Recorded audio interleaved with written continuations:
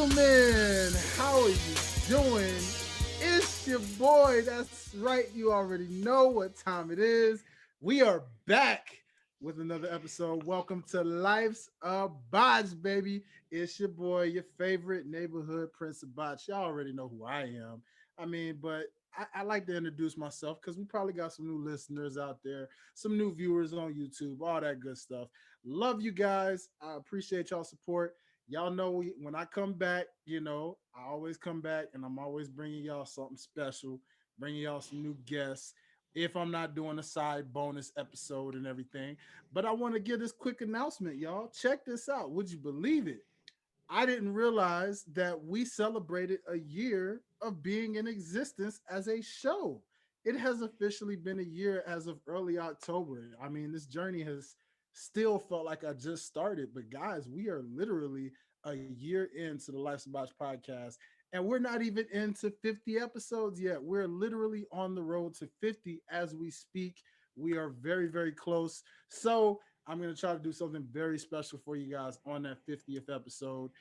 It's been an amazing journey, and I thank all of you guys who've been riding with your boy. But without further ado, like I said, we got a special guest in the house, and y'all know how I do. I like to give epic intros. I like to do this in so many ways and fashions. So I am actually very, very honored to introduce this guest right here before me, guys. I cannot wait to tell you guys. The resume is just huge on this man. I'm talking about titles upon titles, European championships, intercontinental champ. Hardcore champion. For sure. We know this man is a hardcore maestro, tag team champions. This man has won championships upon championships and is a true workhorse in all of professional wrestling for sure. And definitely, you guys may know him from an infamous show, known as Tough Enough, which is definitely one of my favorite shows back in the day for sure. I'm sure you guys, like I said, you've seen him on the indie scene. You guys have seen him in the Attitude Era, one of the greatest, if not the greatest era, arguably, in professional wrestling. Again, this man, literally, if that doesn't help, I can give you this right here. How about this, guys? What does everybody want? Wait, don't answer that because I know you already know the answer, guys. Without further ado, ladies and gentlemen, I would like to introduce coming to the Life's a Botch podcast, my special guest of this evening, my man, the one and only Mr. Al Snow. How are Sir, you, man? I'm doing Thank great, you. sir. Thank you for what an incredible introduction. Well, thank you, sir. I try to do that for my guests, man. And a man of your stature, I can't not be epic for like what you have done. You have literally accomplished and done so much. So I should be thanking you, man. Like, what an honor it is to just give you an epic intro. How are you doing, sir? I'm doing great. If I were any better, I'd be jealous of myself.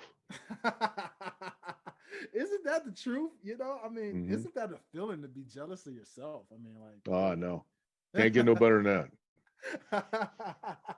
Man, so talk to us, man. How have you personally been doing? What a year it's been, full of ups, downs, in betweens. It's been one heck of a roller coaster year, that's for sure. And still getting crazier. Like new presidency, all kind of stuff just going on these days, man. So how have you been doing? How you been feeling? What's been going on in Al Snow's world lately, man? Well, much like everybody else, we're all facing struggles and challenges. With the world the way it is, with the pandemic, and potentially being shut down again at any moment. Mhm. Um, it was enough of a challenge through the first lockdown. And luckily though, we were able to survive, and not only survive but thrive. Um, just prior to the lockdown, we were going to start broadcasting on our first national television network, which the YTA network reaches about 44 million homes. Once we got our foot in the door, basically on the national platform, though, it opened up wide, full bore, and we're now on 8 different national networks. We reach about 150 million homes worldwide, or nationally, Yeah. just nationwide. And our partners in the UK, Film Volt, have worked it out to where we have our own Roku channel for OVW. We're on Amazon Fire and Amazon Prime, and we're on a European sports channel called Sports International, which allows us to reach about 690 million homes worldwide with our OVW television show and our secondary show Overdrive. So it all just came about in the midst of a pandemic, that where we experienced an incredible amount of growth in spite of being locked down. We've had to be forced to be very creative and come up with some new directions and new ideas on ways that we can stay afloat and stay in business. And luckily, things are working out. Yes, and that is the most important part to hear. I am so happy to know that things are working out, things are going in a positive direction. Wrestling as a whole, man, I talk about a difference of what has just happened from the start of the year to about not even a quarter into the year, and then like even just in the middle of the year to now as we're getting ready to close out the year, and how now we're in this adjustment period. The world of professional wrestling has literally found a way to adapt throughout all of this, and it's just amazing to see now how things are getting back into the fold after an amount of shock and how things just went. But it is so good to see every company out there, promotion, indie, professional, wherever be. It's just good to see wrestling back and literally doing and really adjusting and just continuing to entertain fans, whether it's with fans, without fans, or a little bit in between. So, with OVW, that's a very great start. Because we definitely see you repping there. We see the OVW merch going on there, for sure. So, let's talk a little bit about OVW, man. What an amazing organization that literally just developed so many talents over the years. The Brock Lesnar's, the Randy Ortons, the Batistas, and so many. I mean, Shelton Benjamins. I mean, you could go on and including now with the rising stars of today. Like, what has it been like just running OVW and just running it as a promotion as of late? Well, OVW, has a long history, like you mentioned. We've been OVW had been in business for probably over 30 years, as a independent territory, and then became affiliated with WWE as a developmental territory. And turned out Brock Lesnar, Randy Orton, Batista, John Cena, The Miz, CM Punk. I mean, the list goes on and on. Beth Phoenix and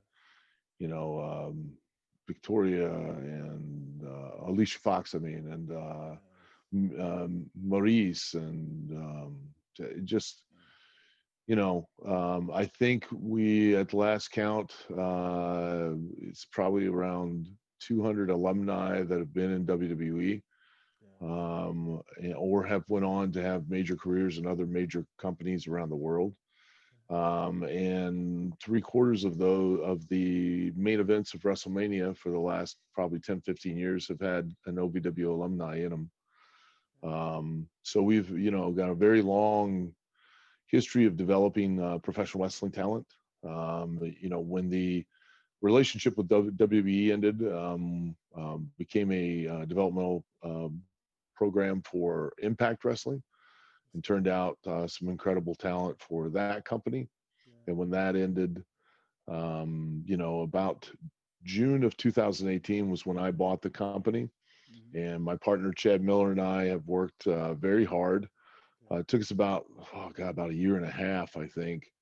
But we were finally able to become the very first in the world state accredited trade school for professional wrestling, sports entertainment, and broadcasting. So there's nowhere else in the world that a professional wrestling school is actually accredited by the State Office of Proprietary Education. They oversee universities, trade schools like beautician school, barber school, morticians, licensed masseuses, etc. They oversee all the secondary education after the primary of high school. And for us to get that accreditation, it was pretty incredible and pretty much a major achievement. Considering there's nowhere else in the world that you can get that. So we're very proud of that, and it allows us to teach these young men and women skills outside of the ring that for one, help them to be better performers inside the ring, but also since it's in a matter of when, not if, your career in the ring is going to come to an end.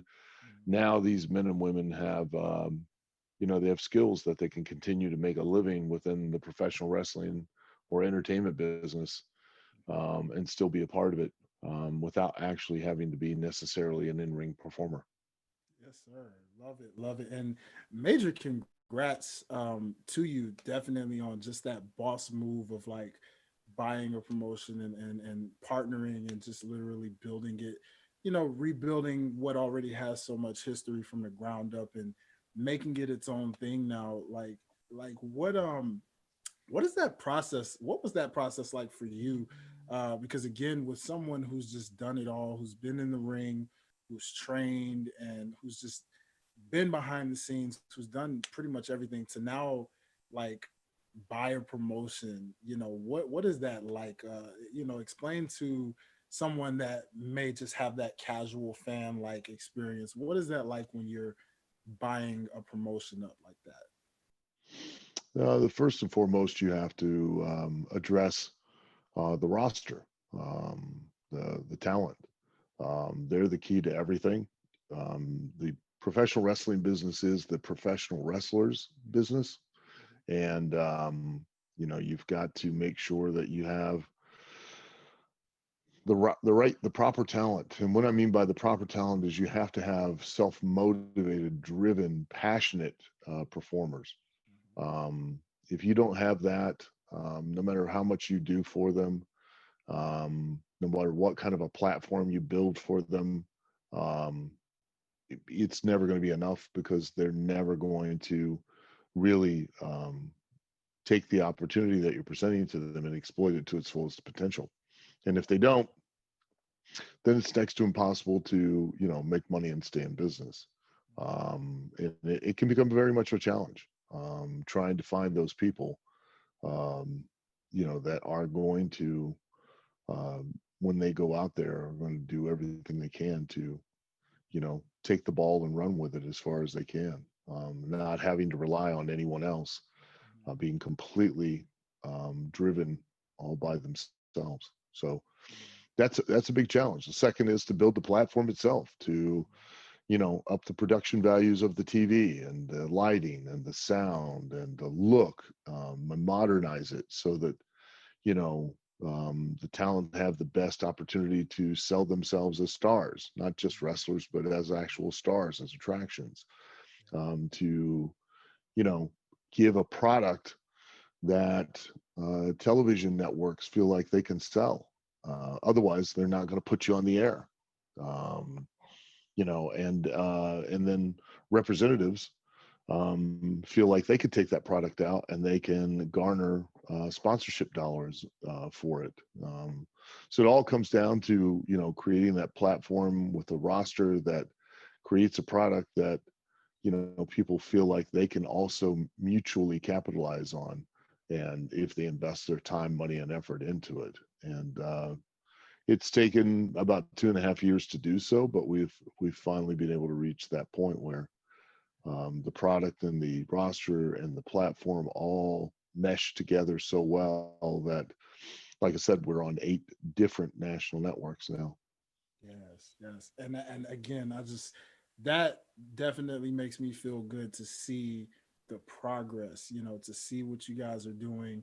And just again, I love seeing all of these promotions shine in their own ways, because as much, for the wrestling fan, it's so much wrestling that sometimes it's like, man, we get spoiled with how much wrestling there is, because there's like, you when you realize, when you first get introduced into it, let's say WWE was probably the first promotion you got introduced to, and then all of a sudden you find out, oh, there's Impact, oh, there's MLW, oh, there's New Japan, oh, OVW, and then next thing you know, you're finding, as you mentioned, all of these different talents, people that you then gravitate to, and you're like, well, I like this talent, I like that talent. It's a wonderful thing, and to experience and to see. But a lot of times, what I like to do on this show, which is why I asked those questions to you, because what I like to do is I like to pull the curtain back a little bit for the casual fan, or someone who may not have been into wrestling at all, or if they either used to be, or they probably never were.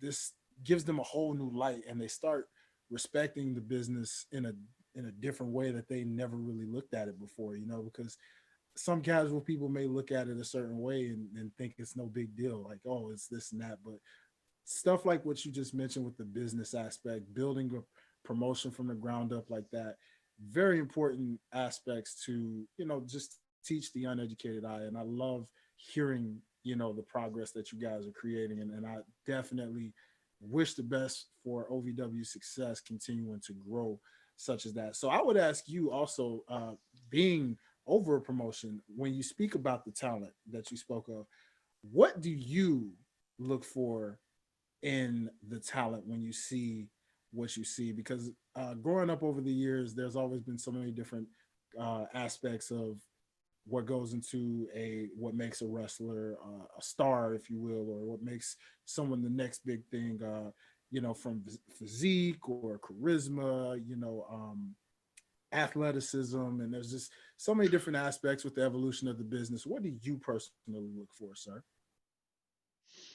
The edict right now that I've set out for everybody is, because we have people coming in all the time now because of the a massive amount of television exposure we can get a talent. Mm-hmm. So we have lots of talent that are interested in being a part of things. Number one, first and foremost, is that they have to make me believe that they're a professional wrestler. They have to look the part. Um, they have to be marketable from an appearance standpoint. It is a cosmetic business. I don't need them to look like a bodybuilder, but I need them to look like they physically make their living in a competitive combat situation. If they don't, then that tells me right off the bat that they're not taking it seriously, that they're not passionate about it, because they're not investing the necessary time, money, and effort in themselves. Um, I'm going to look at the gear, and I'm going to look, does it look professional? Does it look like, they're making the attempt to try to be a star? Um, you know, or are they just wearing the typical indie wrestling outfit that they just slapped together because they just didn't want to spend too much money? Well, then, if you're not willing to spend too much money on yourself, I'm certainly not willing to invest the incredible amount of money that I do on a weekly basis on you on TV. Um, Second is a good attitude. I need people to be positive. I need them to be self motivated. I need them to be driven, and I need them to be passionate. I don't need to be able to have to come in and hold them by the hand and beg, plead, preach, advise, argue, harangue, scream, yell at, to motivate them to come in and do the things that they need to do on their own to be successful. They either want it or they don't. The third is to be coachable, to be directable. Contrary to what they may believe, no matter how long they've been performing in wrestling, they don't know everything.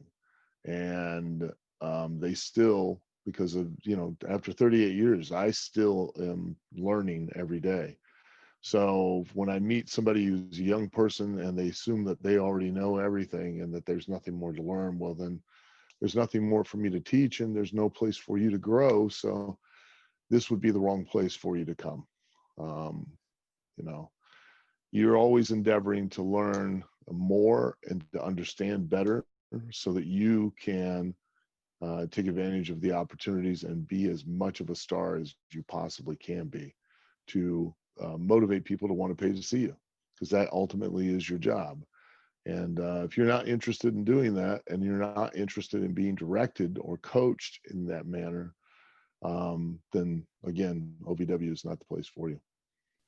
Man, that is very well said, sir. And it's very crazy as I listen to what you were saying, because this it's a good transition actually, in a way, because I was actually going back, and shouts out to the WWE Network for just having all the seasons of Tough Enough, because I went back and I was watching them. I find myself watching them actually pretty often, because growing up, I remember watching it, and it was just cool to watch in general at the time of being a kid. But then as I got older and really started really appreciating the business even more on a more mature standpoint, to rewatch it, and even in listening to your response there, reminded me of how you were when you were training a lot of those kids and contestants that were a part of the show over the years. Because there were, whether some of it may have been for TV, whether some of it may have been legit people acting like they knew everything, or like, oh yeah, I could come in there, I got the look, I got the athleticism, I can come in here and do my thing, man. I'm born for this. I'm built for this. And to see how humbling that process would be week after week like that. Um, got us, again, I know some, with MTV and the networks at the time, for what that was back then. I know that, networks do certain things that are probably like, for show on television, but for the most part, you could see what was genuine with you guys, especially training them and letting them know, hey, you're stepping into our business and you're going to get the real about it. And we're giving you A1 of what we go through on a daily, from being on the road to, taking these bumps, learning the basics, uh, learning what and what not to do. Um, what was that like for you? Like, how did you become a part of Tough Enough, and ultimately ended up being like a consistent trainer like that? Well, I became part of Tough Enough because JR, Jim Ross, knew of my background in training people. I had had my own school um, in Ohio. And then he had spoken to Kevin Dunn. Kevin Dunn introduced me to Big, named John Gaborik, who was the producer of Tough Enough for WWE. Mhm. Um, and then he in turn introduced me to the production team for MTV, and Ken Mock. And At the time, it was pretty groundbreaking, because the only um, reality shows at the time were Real World and Survivor Series, or Survivor. Um, and so they combined both aspects for the very first time of having, like Real World, having young people living in a house, but not just living in a house, but actually competing for a dream. Um, and that had at that time never been done.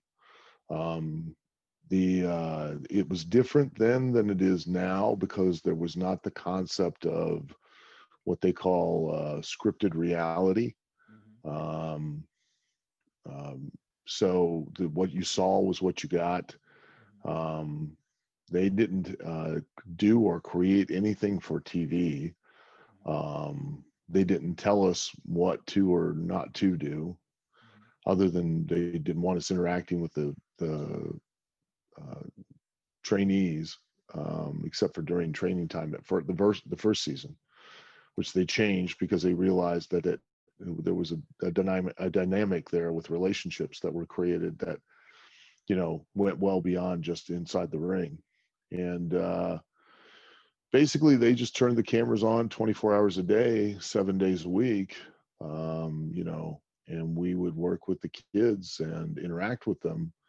Mhm. They would create situations like, where they'd take us on a trip, or they would um, take us to a restaurant or a nightclub, hoping that there would be some kind of interaction between the kids, something that would happen with them, some kind of drama, or somebody might hook up. But the problem was is that they were, the WWE side was so intent on making sure that the kids paid their dues that, and so was the MTV side, that after spending 6 or 7 hours in the ring with me and Bob Holly and Taz and all of the different trainers, they would send them off to do like a boot camp for an hour every day, that where they were just tortured, um, ridiculously. So by the time they were done training for the day, 4 days a week, they were so physically exhausted. All they wanted to do was go home and go sleep. They wanted to eat and they wanted to go to bed. Um, but things weren't manufactured for TV back then. Um, what they did was they just took the situations and the circumstances and they edited it all together for a weekly episode. And what you saw was what you got. Wow. And it's in hearing that explanation, again with the slight pull behind the curtain like that, that was something I also wondered, because you definitely can see the difference between the seasons that you were a part of, and then how when they kind of brought it back over the years, because I remember just I actually wanted them to bring that show back because I really truly enjoyed watching Tough Enough, from the original on up, but I could see the difference. And as you mentioned, like how it changed. And I guess at the time of when they brought the previous seasons that came after you guys were a part of it, um, as you mentioned, reality TV at that point was starting to really evolve. Like it was one too many shows just all over the place. The VH1s, all the other networks that were brewing good shows, but you could feel the authenticness of what that was back then. And I even now when I look back at it and I watch it, like I said, I was watching it earlier this week and I just felt it. I could see everything was genuine, everything was legit, everything was like, hey man, this is literally what we do, and you take it, and either you're tough enough or you're not tough enough.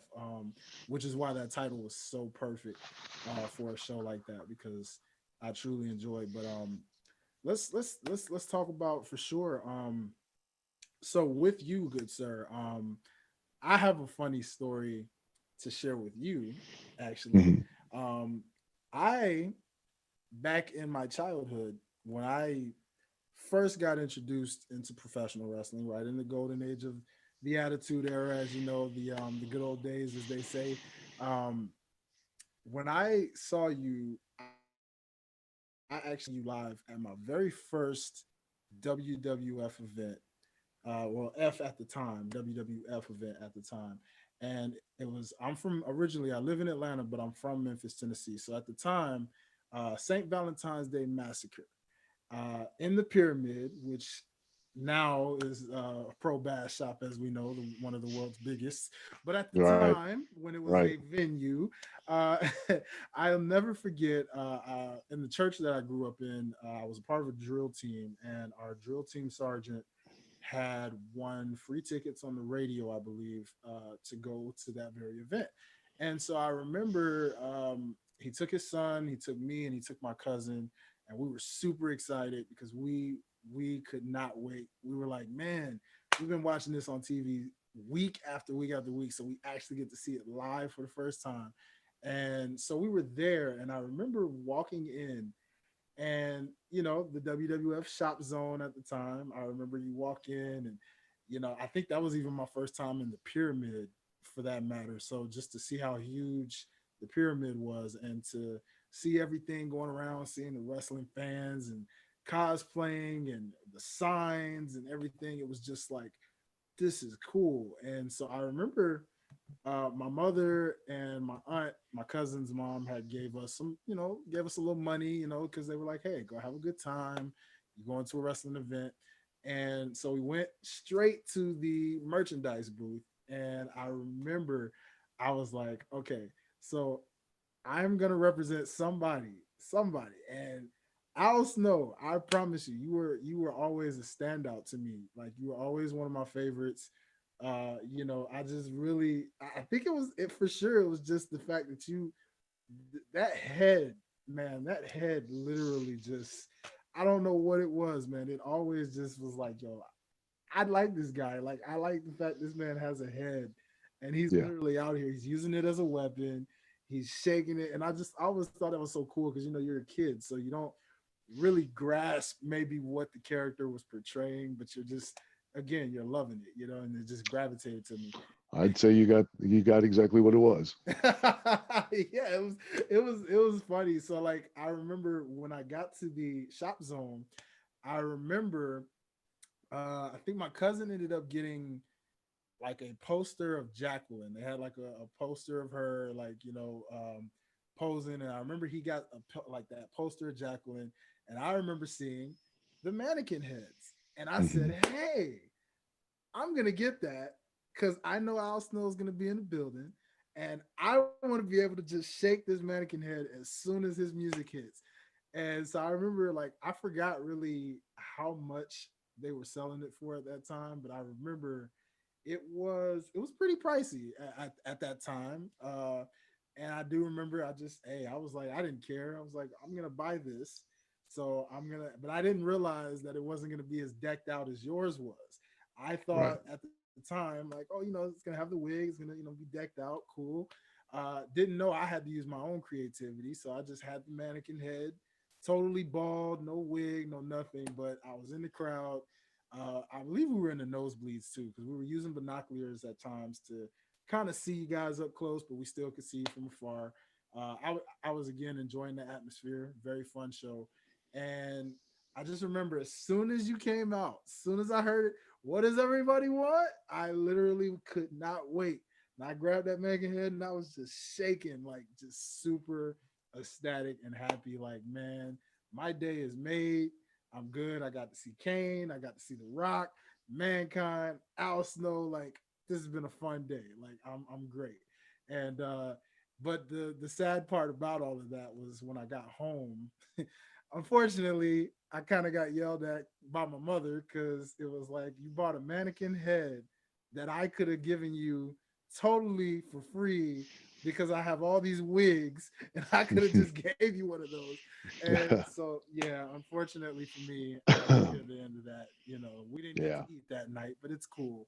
Uh, but upon meeting you, sir, I just had to share that story with you because that was always something I'll never forget when I think about you. But man, you've had just a lot of memorable matches, memorable feuds. I think about like Head Cheese, with you and Steve Blackman. I mean, how did that come about back then? Like, I know with the Attitude Era, there were so many different things you guys were just like, we're throwing it and we're going with it. It's over. Cool. Let's run with it. So how did that come about initially when they were tag teaming you guys like that?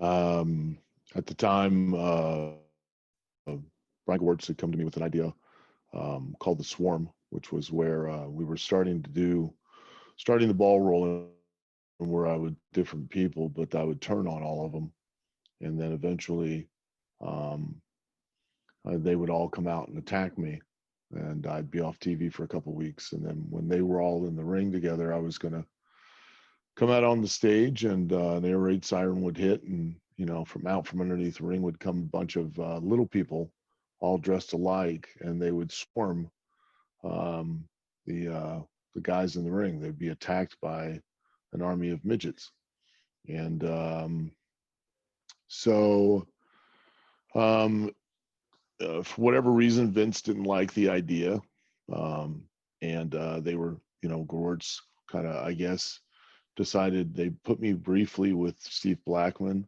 Mhm. um, and so I went to Brian and I pointed out that I could make Steve's lack of a personality his personality by pointing it out, and so it turned out really well because we got to do all these vignettes and had a blast outside the ring together because we just had a certain chemistry that worked. Him being a straight man, and Mhm. me being the crazy guy. Mhm. People loved it to the point to where our backstage segments were the highest rated segments on SmackDown. Um, We had every week we were, had 3 or 4 backstage segments every single week on the television show. So um, it, was a blast. Was really, really good run.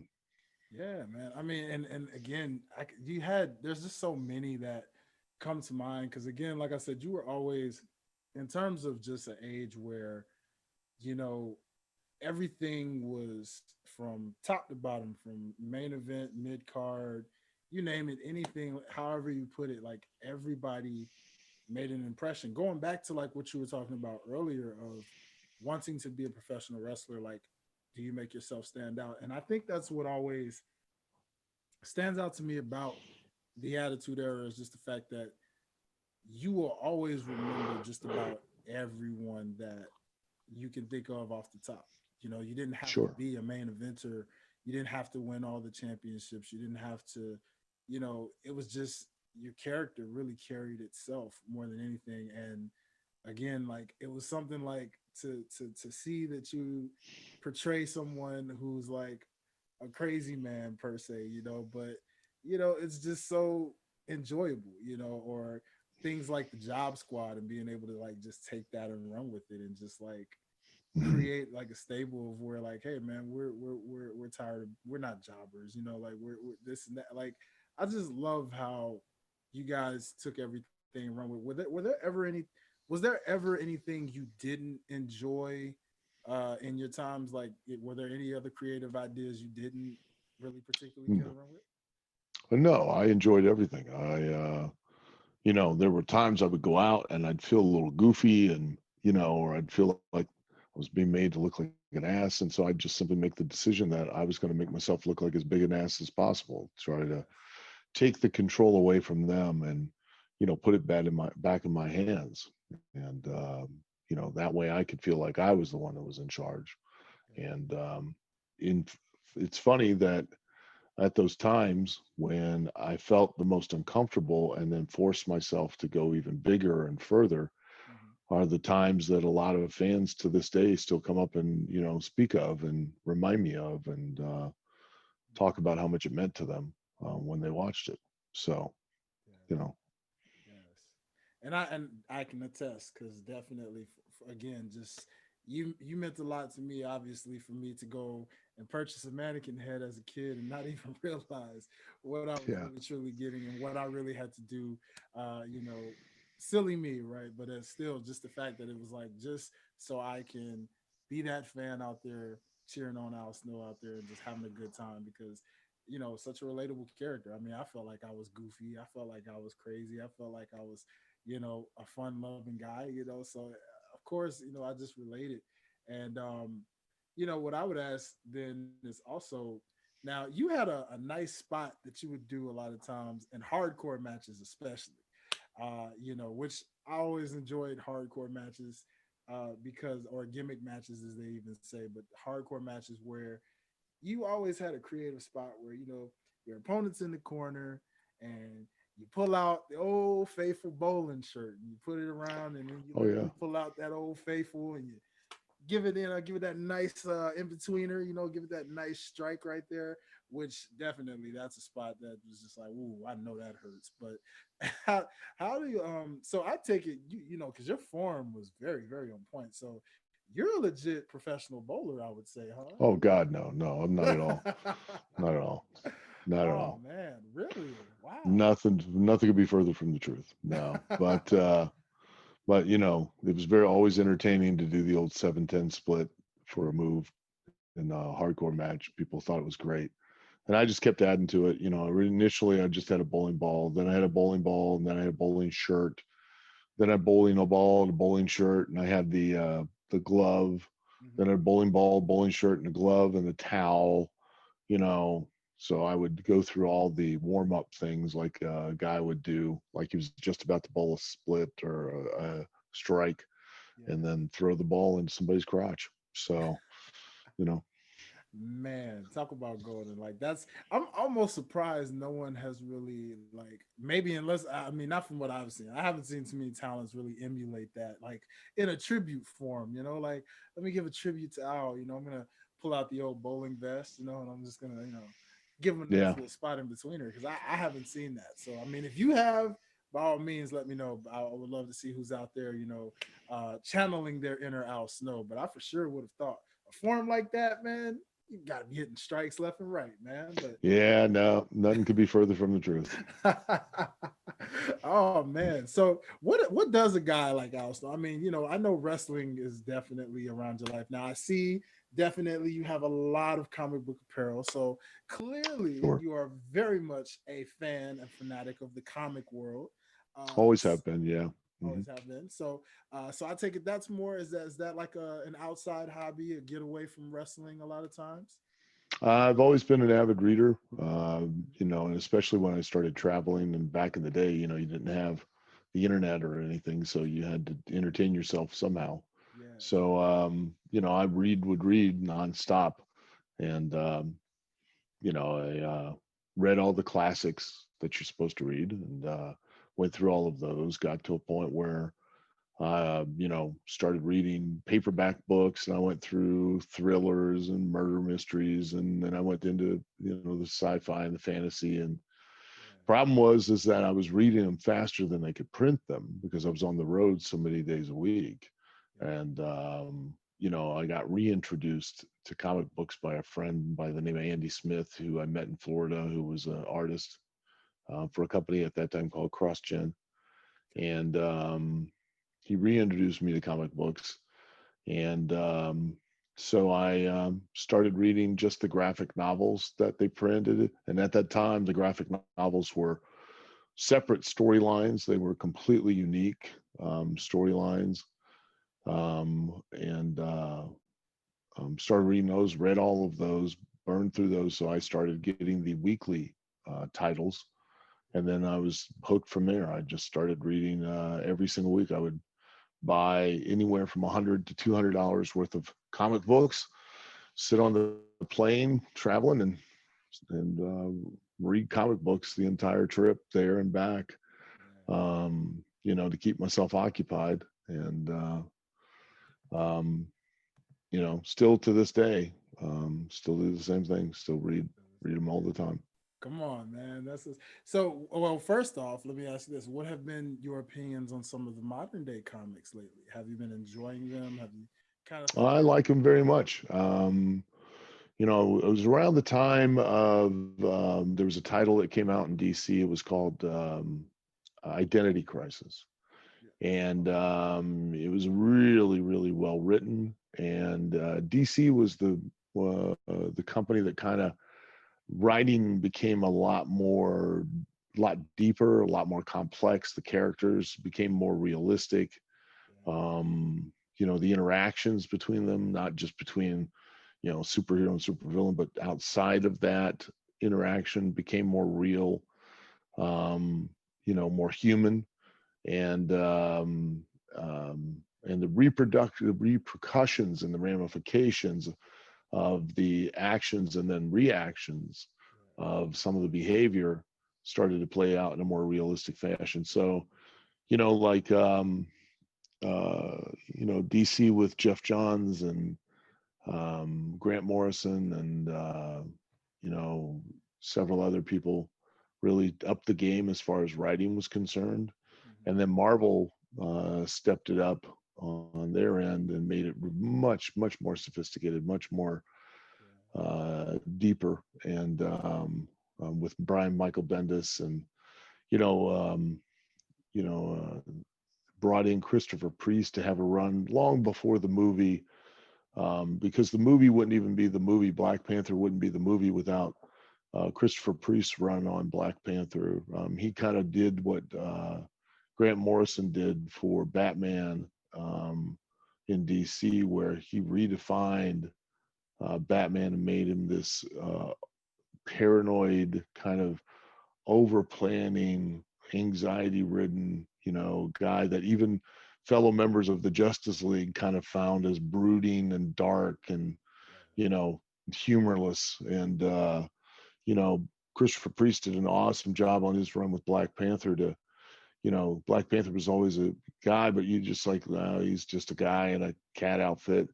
When you find out that he's almost like he's Marvel's, you know, Batman, where he's got a plan on top of a plan on top of a plan, and he's this master strategist, and he's always not one but five steps ahead, and did an awesome job with that. And it was too bad when his run on Black Panther came to an end, because he did an awesome job with it.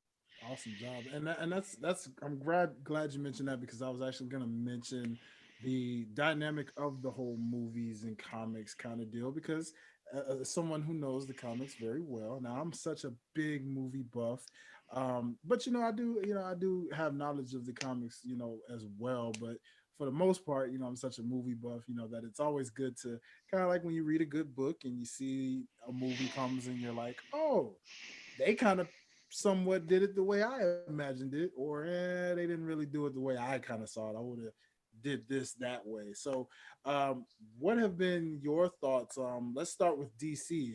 Some people feel like DC hasn't really lived up with their films as much, but their shows seem to be No, pretty well. So, what are your thoughts on I DC's? agree.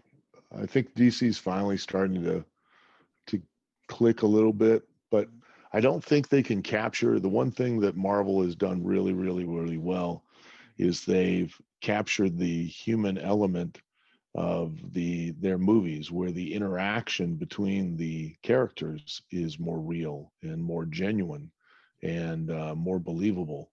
And DC still hasn't, even though and on the comic book front, they were the ones that really led the way, writing wise, to do that. In the movies, they still haven't quite figured that aspect of it out, how to get these people, like the Justice League, to interact as real people, just in outfits with abilities, and Marvel, they do, and it makes Marvel a step ahead as far as the movies are concerned.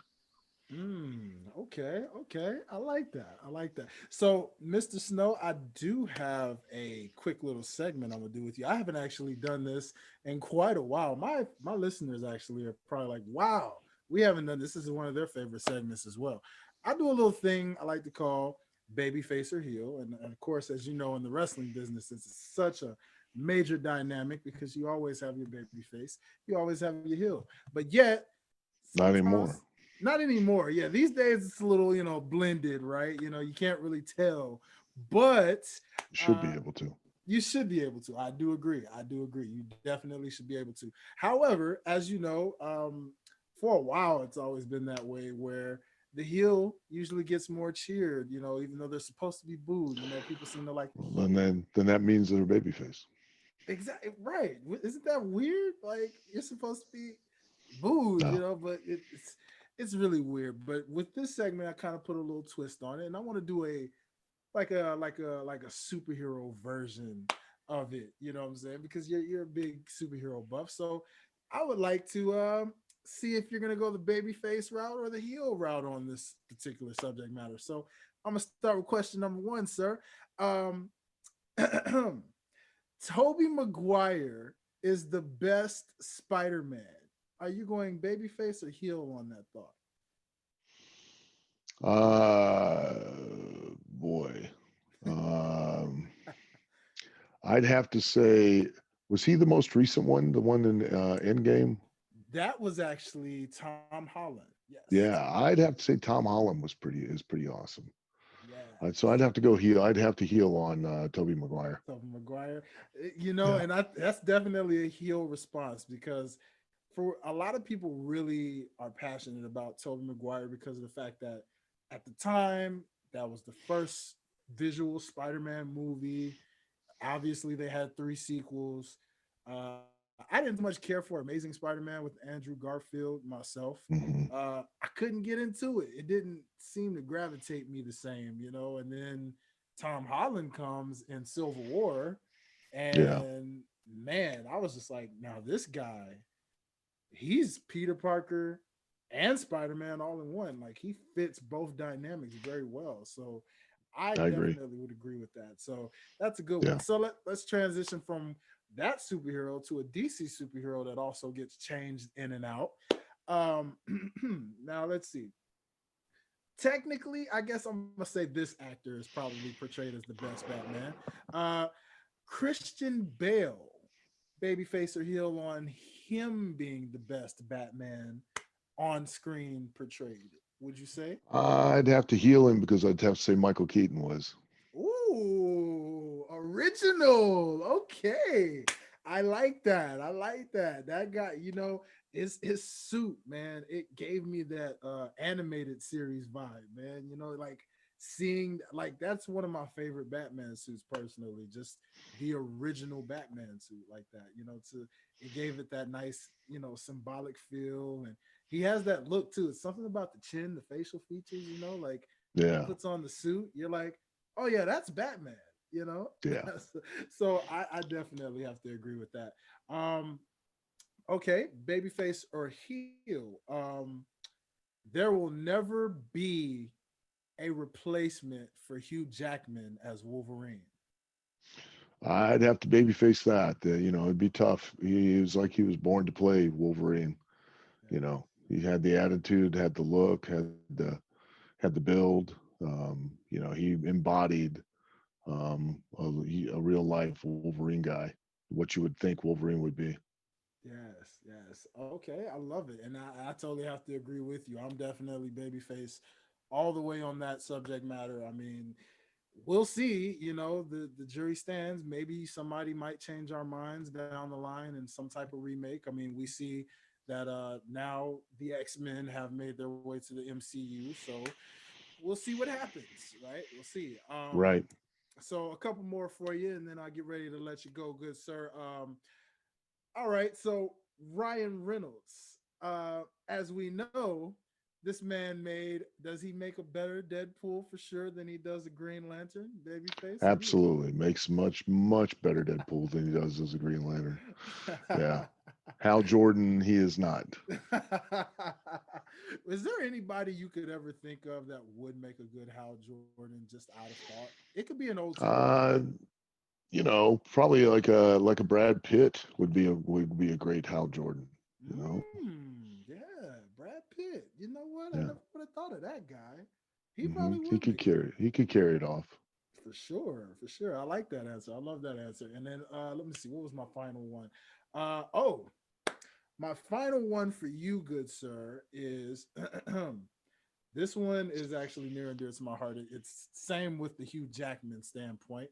Um, Now it remains to be seen because they do have a new actor that's getting ready to play him in a remake. But do you think that Wesley Snipes is the one and only true Blade for that particular character? I would have said so until I saw the announcement for the actor that they have to replace him, and I think that actor he played Cottonmouth in Luke Luke Williams, Cage. Yes, Luke yes. Cage, Power Man. Yeah. I honestly, I think he could do. I could think he could do the role justice. I think Yeah. he could do the job.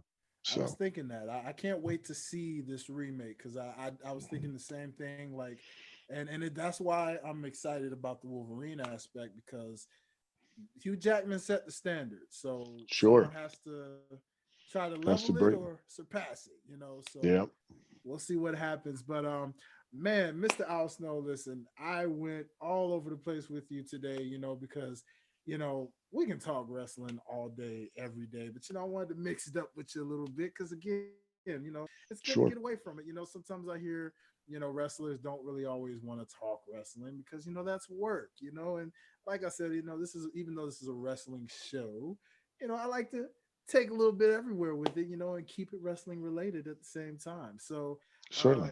thank you so much for joining us. Thank you. Is there anywhere? I mean, now I know you're a pretty young guy. You know what I'm saying? You're a pretty young guy like us. So, Yeah, is there anywhere specific? Of course, we already know to look up OVW for sure. More than anything, definitely. I know that's definitely your main answer. However, is there anywhere people can personally follow you and keep up with you in Al Snow's world? certainly on Facebook, Twitter, and Instagram. You can follow me at the Real Al Snow. Mhm. Who before they started putting out the check marks and all that kind of stuff. There were some fakes out there. Mhm. And I just tell people all the time that if you're going to fake beam me, I'm just going to message you and go, look, why don't you aim the bar higher?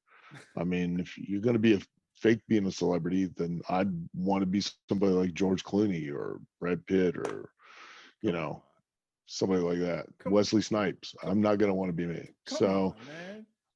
but the real Al Snow on Facebook, Twitter, and Instagram. And if anybody wants to have more information about OVW, they can go to ovwrestling.com or they can go to aswa.live for information on the only actual professional wrestling trade school and trade school for professional wrestling broadcasting and entertainment in the world.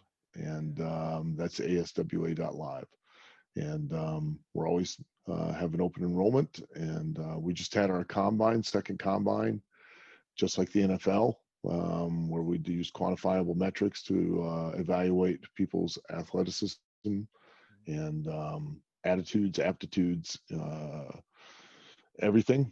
And we'll award the next few weeks. We're going to award 7 of those participants scholarships, 2-year scholarships to the school. So. All right. Come on now. Loving it, man. Wrestling with scholarships too. Come on. Ladies and gentlemen, listen. If you listen to my show, and I know you do, because I see the numbers, people. I know you're out there. You shout yourselves out, and I love you. Okay. I love you. Our Snow loves you. We love you. Oh This yeah. is wrestling. This is what we do, guys. You keep us going. And I just want to thank you guys. Already, you know what to do, man. You can follow your boy personally at Dwayne Dickey Jr. Yes, that's my full name, people. It's the full government.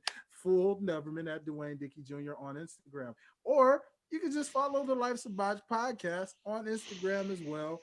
Don't have a Twitter yet for that. It's kind of just my personal Twitter right now. But we'll work on that.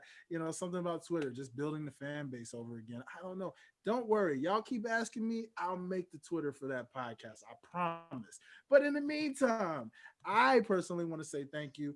Make sure you guys are continually rating if you're listening on Spotify. You Spotify aliens, hey, you know what to do. Hit that follow button up top. Make sure you say, that you are followed and subscribed with us so that every time an episode drops, because you never know who gonna stop by on this very show. So you want to stay tuned. Hit that follow button. Every time a new episode posts, you will be the first one to see it. Same thing with you people on Apple Podcasts. Go ahead and leave that 5-star review. Let us know who you are. I would love to shout you out on the podcast as well. And of course, all things OTS. I want to shout out my OTS family, Six Families Radio, being broadcasted live as well. Shout out to my people on YouTube, to hit that subscribe button and that notification bell. And yeah, man, www.otsguys.com. That's where you can find all things from Life's a Botch and everything else under the OTS umbrella. So without further ado, you already know. Wait, before I go, Mr. Snow, you Yes. have to do it one time for me. Can you do it one time for me? Can you say What it does again? everybody want? Oh, you already know, ladies and gentlemen, we want head. That's right. We want head, and we got head right here on the Life's of Botch podcast. This is Al Snow. This is your Prince of Botch, Dwayne Dickey, and we are signing out. See y'all next time.